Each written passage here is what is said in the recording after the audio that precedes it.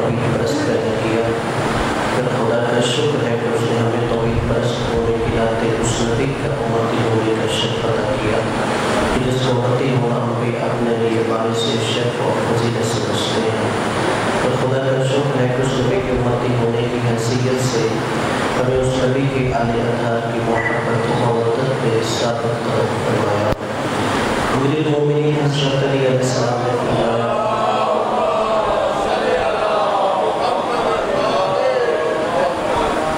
اول الدین معرفتہ، کہ دین کی ابتدا یہ ہے کہ انسان سب سے پہلے اللہ کی معرفت حاصل کرے۔ اس لیے کہ جب انسان اللہ تبارک و تعالیٰ کی معرفت حاصل کرے گا تو پھر ہی اللہ تبارک و تعالیٰ کی بارگاہ میں آئے گا اور اس کی عبادت کرے گا۔ مثلاً اگر کوئی انسان ہم پر احسان کرے تو انسان سب سے پہلے یہ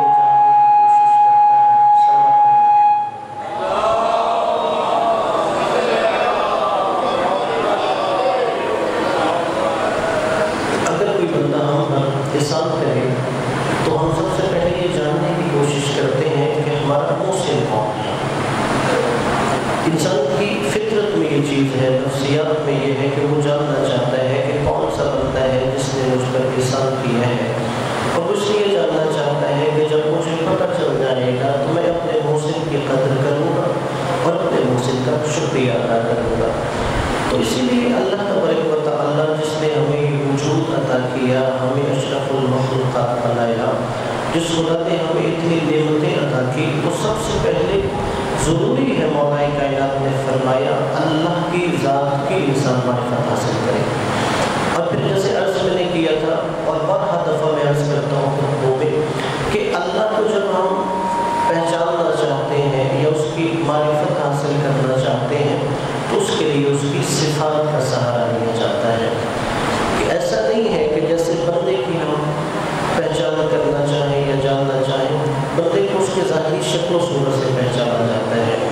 مثلاً اگر میں کوئی نام لوں تو آپ کے ذہن میں اس کی شاعری شکل و صورت آ جائے گی۔ مثلاً میں نے کہا قائد اعظم محمد علی جناح، تو آپ کے ذہن میں قائد اعظم کی جو ظاہری شکل و صورت ہے تصویر آ گئی۔ لیکن اگر میں کہوں اللہ تو کیا ایسی کوئی ظاہری شکل آئی؟ نہیں، اس لیے کہ اللہ کا جسم نہیں ہے۔ تو پھر اللہ کو جب ہم تصور کریں اس کی معرفت کے لیے ذہن میں کیا آنا چاہیے؟ تو اس کے لیے اللہ کی صفات آنی چاہیے، یعنی وہ ذات قدیم ہے، ہمیشہ سے ہے۔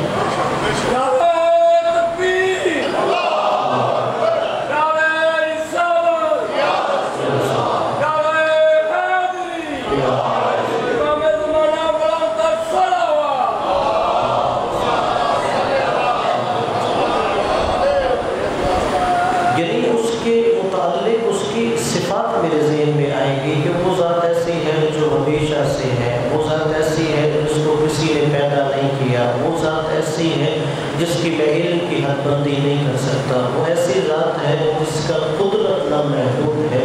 یعنی یہ صفات ہمارے ذہن میں آئے گی، اور دعا ہے کہ اللہ تبارک و تعالیٰ ہمیں حقیقی معنوں میں اللہ تبارک و تعالیٰ کی ذات کی معرفت نصیب فرمائے اور ہم سب کے گناہوں کو معاف فرمائے۔ اپنے گناہوں کی بخشش کے لیے، مرحومین کے بلندی درجات کے لیے بلند تر سلام کریے۔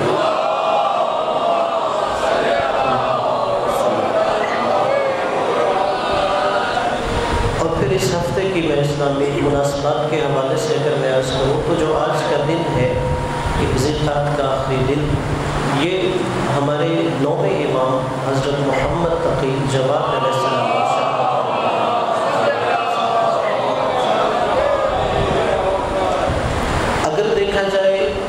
ان امام کو تو سب سے پہلے یہ وہ امام ہے کہ جو سب سے کم سنی میں ظاہراً منصب امامت پہ آئے ہیں، اور نام تو آپ کا محمد ہے لیکن کنیت آپ کی ابو جعفر ہے، اور آپ کو ابو جعفر ثانی کہا جاتا ہے۔ جب آپ حدیث کی کتابیں پڑھیں گے تو عام طور پہ حدیث کی کتابوں میں جب کوئی معصوم سے حدیث نقل کرتا ہے راوی تو وہ امام کا اکثر نام نہیں لیتا بلکہ امام کی کنیت بیان کرتا ہے۔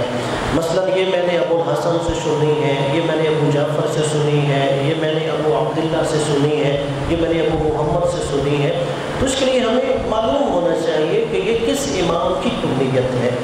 تو اسی طرح جو 9ویں امام کی کنیت ہے وہ ابو جعفر ہے، لیکن انہیں ابو جعفر ثانی کہا جاتا ہے کہ دوسرے ابو جعفر، اس لیے کہ جو ابو جعفر اول ہے وہ 5ویں امام محمد باقر کی کنیت ہے.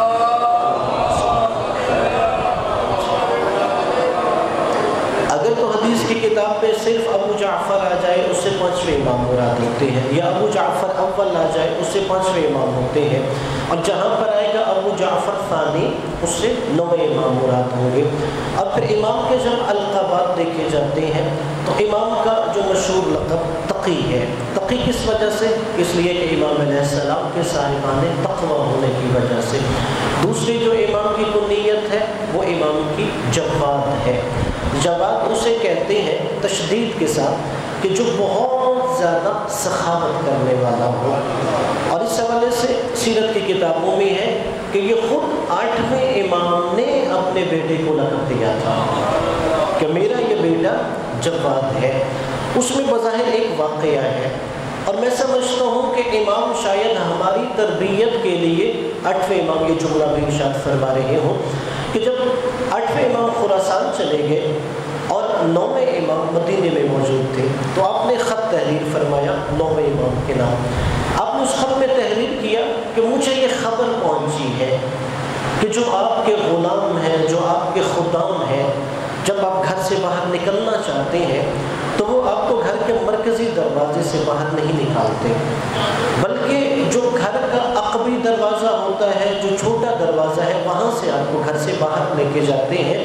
اور وہ اس لیے ایسا کرتے ہیں کہ گھر کے مرکزی دروازے کے باہر ضرورت مند اور نیاز مند لوگ جمع ہوتے ہیں کہ وہ آپ کے وجود اور سخاوت سے استفادہ کر سکیں، اور وہ خادم چاہتے ہیں کہ آپ کو ان لوگوں سے نہ ملنے دیا جائے وہ جو ضرورت مند ہے. امام نے کہا کہ میں آپ کو یہ تلقین کرتا ہوں کہ جب بھی آپ نے گھر سے باہر نکلنا ہے تو گھر کے مرکزی دروازے سے نکلنا ہے، اور آپ نے خالی ہاتھ نہیں نکلنا بلکہ درہموں اور دیناروں کی تھیلیاں ساتھ لے کے نکلنا ہے کہ جہاں پر بھی کوئی ضرورت مند نظر آئے بغیر عطا کیے آپ نے آگے نہیں بڑھنا. بظاہر تو امام نے 9ویں امام کو یہ نصیحت فرمائی، لیکن شاید ہم چونکہ امام کے پیروکار ہیں ہمیں بھی نصیحت فرما رہے ہوں کہ ایسا نہیں ہے کہیں ضرورت مند ہو، کوئی نیاز مند ہو، کوئی محتاج ہو تو ہم صرف اس سے کتراتے ہوئے آگے گزر جائیں، بلکہ حدیث میں تو یہاں تک ہے اگر دینے کے لیے آپ کے پاس کچھ نہیں ہے تو آپ اگر پریشان حال بندے کی پریشانی سنتے ہیں تو یہ بھی آپ کی طرف سے صدقہ شمار ہوتا ہے. یعنی اگر میں یہ کہوں چونکہ آج کل کا جیسا دور ہے کہ انسان پریشان ہے، مصیبت میں مبتلا ہے، کہ وہ کہے مجھے دوسرے کی پریشانیوں سے کیا پرس، میں دوسرے کی مشکلات سے کیا لینا دینا. نہیں، ہمیں معصومین کی تعلیمات اس سے روکتی ہے. نہیں، آپ ایک انسان ہونے کے ناطے دوسرے کی پریشانی سنیں، دوسرے کی مشکلات سنیں. اگر اسے دور کر سکتے ہیں تو اس پریشانی کو دور کرنے کی کوشش کریں، اور اگر دور نہیں کر سکتے تو اس کی پریشانی سن کر اسے دلاسا دینا بھی اللہ کی بارگاہ میں صدقہ شمار ہوتا ہے. بلکہ اسی حوالے سے اگر یہ جملہ آیا ہے، یہ امام حسن مجتبی علیہ السلام کا واقعہ ہے.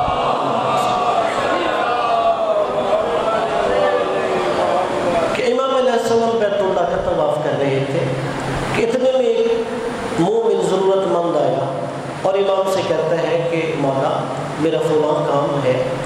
امام علیہ السلام نے اپنا طواف وہیں سے ترک کر دیا اور امام نے کہا چلو میں پہلے جو تمہاری ضرورت ہے اسے پورا کر کے آتا ہوں پھر میں طواف کرتا ہوں. تو چند لوگوں نے امام علیہ السلام سے سوال بھی کیا کہ مولا بیت اللہ کا طواف چھوڑ کے اس بندے کے کام کرنے جا رہے ہیں، آپ کو تو بیت اللہ کا طواف کرنا چاہیے. امام لیکن نہیں، ہمارا عقیدہ ہے اور روایات کی روشنی میں یہ عقیدہ ہے کہ امام دنیا میں آ کے کسی سے علم حاصل نہیں کرتا، بلکہ امام علم لدنی کا مالک ہوتا ہے. امام کے پاس وہ قوت قدسیہ موجود ہوتی ہے اللہ کی طرف سے، اور وہ نفس قدسیہ کی بدولت امام جب کسی چیز کے بارے میں جاننا چاہتا ہے ادھر امام اس چیز کی طرف متوجہ ہوتا ہے، اور اس چیز کی مکمل حقیقت امام کے ذہن میں موجود ہوتی ہے. اس لیے امام کے لیے عمر کی شک نہیں ہے۔ اور مشہور واقعہ ہے کہ کیسے امام علم لدنی کا مالک ہے، وہ بظاہر امام حسن مجتبیٰ علیہ السلام کا واقعہ ہے۔ امام کی ذات پہ سوال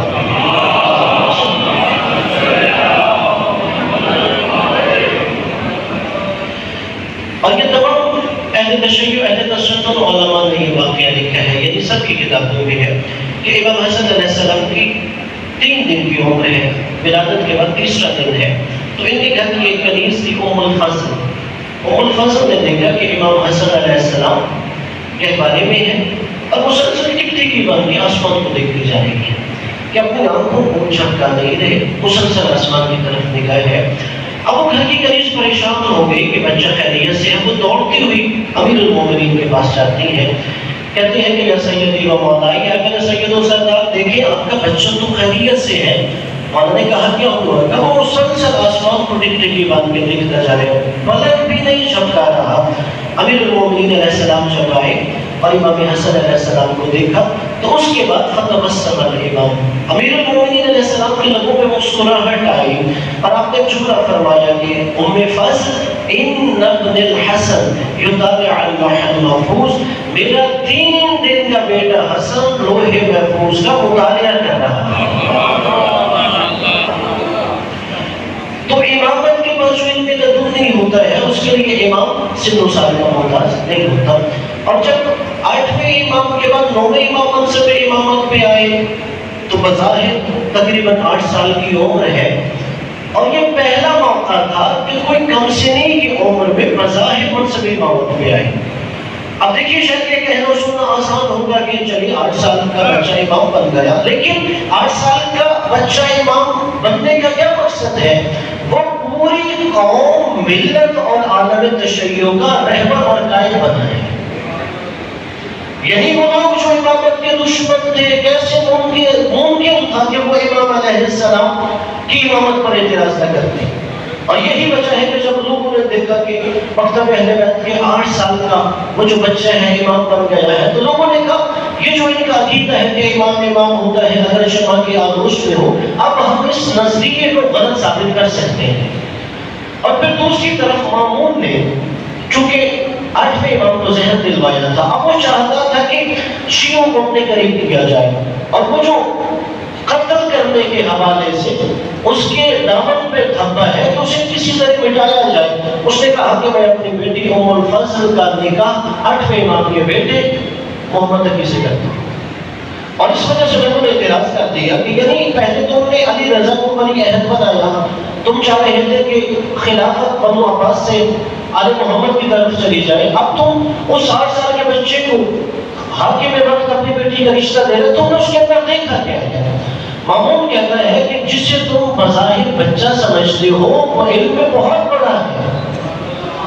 انہوں نے کہا چلو ایسا ہے کہ ایک علمی مباحثہ رکھتے ہیں اور اس میں دیکھتے ہیں کہ واقعاً یہ بچہ علم کے اس منزلت پہ ہے کہ بادشاہ اگر اسے اپنی بیٹی کا رشتہ دے رہا ہے تو وہاں پہ باقاعدہ پہلی دفعہ علمی مذاکرہ قائم کیا جائے۔ اور لوگوں کے ذہن میں یہی تھا کہ شاید اگر ہم نے شیعوں کے امام کو لاجواب کر دیا تو اس کا مطلب ہے یہ جو ان کا امامت کے بارے میں نظریہ ہے کہ امام منصوص من اللہ ہوتا ہے، اللہ امام کا تعین کرتا ہے، امام تمام فضائل و کمالات کا مالک ہوتا ہے، امام سے بڑا اس زمانے میں کوئی اہل علم نہیں ہوتا، کہ ہم اس نظریے کو غلط ثابت کریں گے۔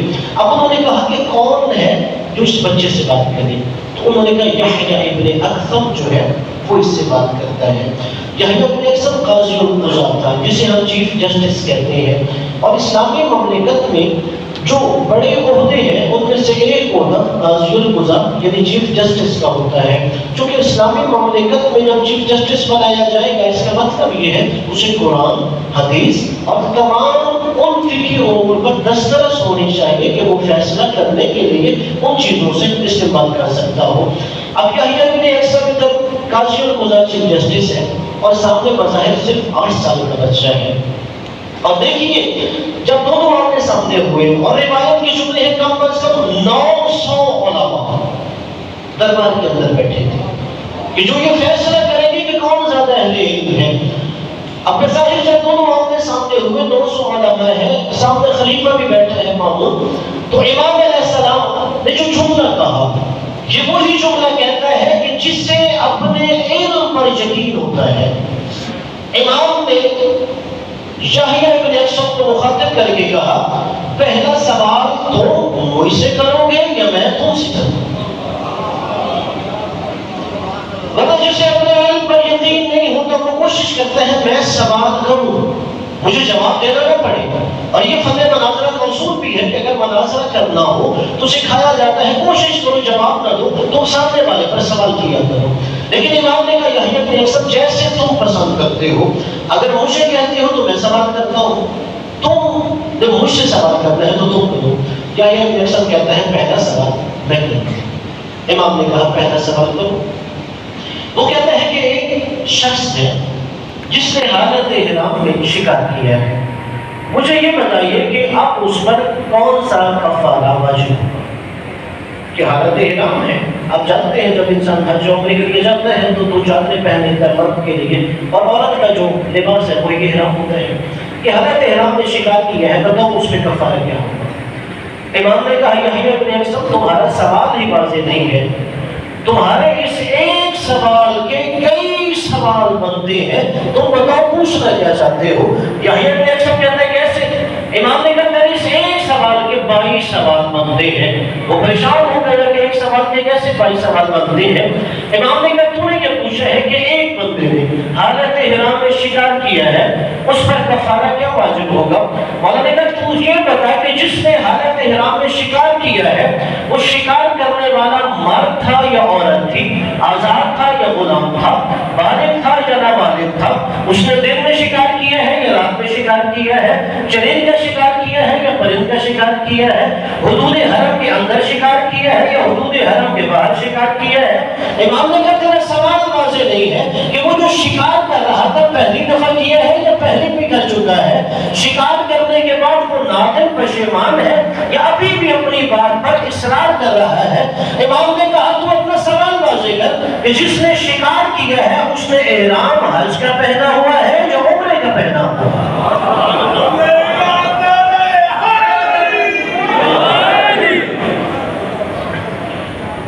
اب وہ جو سامنے ناس علماء تھے جنہوں نے فیصلہ کرنا تھا ان کے ذہن میں بھی یہ بات نہیں تھی۔ اب وہ سمجھ گئے کہ یہ جو یحییٰ ابن اکثم کے سامنے 8 سال کا بچہ ہے یہ کوئی عام بچہ نہیں، یہ وہی بچہ ہے جو دنیا میں آ کے نہیں پڑھتے، اللہ کی بارگاہ سے علم لدنی لے کے آتے۔ اور پھر اس کے بعد امام علیہ السلام نے ایک ایک سوال کا اسے جواب دیا، اور پھر امام نے اسے کہا اگر کہو تو میں تم سے ایک سوال کروں۔ یحییٰ ابن اکثم کہتا ہے آپ مجھ سے سوال کریں، اگر مجھے جواب آتا ہوا تو دے دوں گا ورنہ میں آپ سے سوال کا جواب پوچھوں۔ اور پھر خیر امام علیہ السلام نے بھی اسے سوال کیا، وہ لاجواب ہو گیا، پھر امام علیہ السلام نے اس کے سوال کا جواب دیا۔ امام کی جو ظاہری امامت تھی وہ تقریباً 17 سال تھی، اور امام علیہ السلام نے 17 سال میں علم کے وہ دریا اور سمندر بہائے ہیں جن سے آج تک ہم استفادہ کرتے ہیں، اور امام علیہ السلام سے توسل مجرب ہے۔ سید ابن طاووس اپنی کتاب میں یہ لکھتے ہیں کہ اگر امام علیہ السلام سے توسل کیا جائے، اسی طرح علامہ باقر مجلسی نے اپنی کتاب میں بھی یہ جملے لکھے ہیں کہ رسول خدا صلی اللہ علیہ وسلم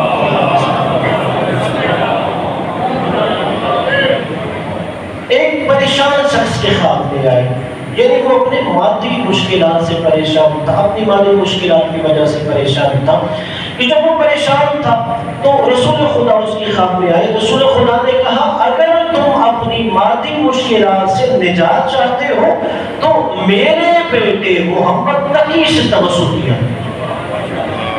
اس لیے علماء کہتے ہیں کہ مالی مشکلات سے نجات یا مادی امور سے نجات کے لیے نوم امام سے توسل مجرب ہوتا ہے۔ اور آخری جملہ جو امام کی شہادت کا بھی سبب بنا تھا، وہ ایک دربار میں مسئلہ آیا، اگرچہ امام کو زہر امام کی بیوی ام الفضل نے دی تھی جو مامون کی بیٹی تھی، مقتصد نے اسے کہا اس لیے کہ مامون یہ بھی چاہتا تھا بیٹی کا رشتہ اس لیے دے کہ جب نویں امام کا بیٹا میری بیٹی میں سے ہوگا تو لوگ یہ کہیں گے کہ گویا امامت کی نسل میں سے ایک بچے کا میں بھی نانا بنا، یعنی وہ یہ نسل کے اعتبار سے فضیلت چاہتا تھا۔ لیکن یہ اللہ تبارک و تعالیٰ کی مشیت کا انتظام تھا کہ اللہ نے اسے صاحب اولاد ہی نہیں کیا، بلکہ امام کی جو دوسری زوجہ تھی سمانہ مغربیہ، اس میں سے امام کے بیٹے تھے امام علی نقی علیہ السلام، اسی طرح موسیٰ مبتر تھے۔ تو وہ مسئلہ کیا تھا؟ وہ مسئلہ آیا حکومت کے پاس کہ ایک چور نے چوری کی ہے، اب اس پہ حد جاری کی جائے گی، ثابت ہو گیا۔ اب جب حد جاری کرنے کا مسئلہ آیا تو درباری مفتیوں میں اختلاف ہو گیا۔ کسی نے کہا کہ چور کا کلائی سے کاٹنا چاہیے، کسی نے کہا نہیں چور کا کونی سے کاٹنا چاہیے۔ اب جب اختلاف بڑھ گیا تو بادشاہ کہتا ہے کہ ایسے کرو معتصم کہ تم محمد تقی کو بھی دربار میں بلاؤ، ان کی بھی رائے جاننے کی کوشش کرو۔ اب جیسے امام علیہ السلام آئے تو امام علیہ السلام سے پوچھا گیا کہ مسئلہ یہ ہے کہ چور نے چوری کی ہے اور ثابت ہو گیا گواہوں کی موجودگی میں، اب اس پر شرعی حد جاری کرنی ہے کہ چور کا ہاتھ کاٹا جائے، کلائی سے ہاتھ کاٹنا چاہیے یا کونی سے ہاتھ کاٹنا چاہیے۔ امام نے فرمایا نہ کلائی سے ہاتھ کاٹا جائے گا اور نہ ہی کونی سے ہاتھ کاٹا جائے گا، بلکہ اس کا ہاتھ 4 انگلیوں سے کاٹا جائے گا۔ اب وہ سارے حیران ہو گئے کہ آپ کیسے کہہ رہے ہیں؟ امام نے کہا اللہ نے قرآن میں کہا ان المساجد للہ، کہ جو اعضائے سجدہ ہے یہ خالصتاً اللہ کے لیے ہے، اگر تم اس کا ہاتھ یہاں یا یہاں سے کاٹتے ہو تو وہ سجدے میں اعضائے سجدہ میں سے اپنی ہتھیلی زمین پر نہیں لگا سکتا، اس لیے حد جاری کرنے کے لیے انگلیاں کاٹی جائیں گی اور اس کی ہتھیلی کو سلامت رکھا جائے گا۔ اور یہی وجہ جب امام نے یہ جواب دیا تو ساری مفتی بیک زبان کہتے ہیں کہ برحق جواب وہی ہے جو ابن رضا نے دیا ہے، ہم قرآن کی آیت کی طرف متوجہ ہیں۔ اور بعد میں پھر اس مفتی نے بادشاہ کو کہا کہ یہ در حقیقت تمہاری مملکت کی توہین ہے کہ اس نے تمہارے مفتیوں کے ہوتے ہوئے سب کو لاجواب کیا ہے، لوگوں کے دلوں میں محمد تقی کی محبت پیدا ہو گئی ہے۔ بالآخر اس نے امام کی زوجہ ام الفضل کے ذریعے امام کو زہر دلوایا۔ تو ہے کہ ہماری یہ کہنا تھا کہ امام کی سیرت پہ چلنے کی توفیق عطا فرمائے۔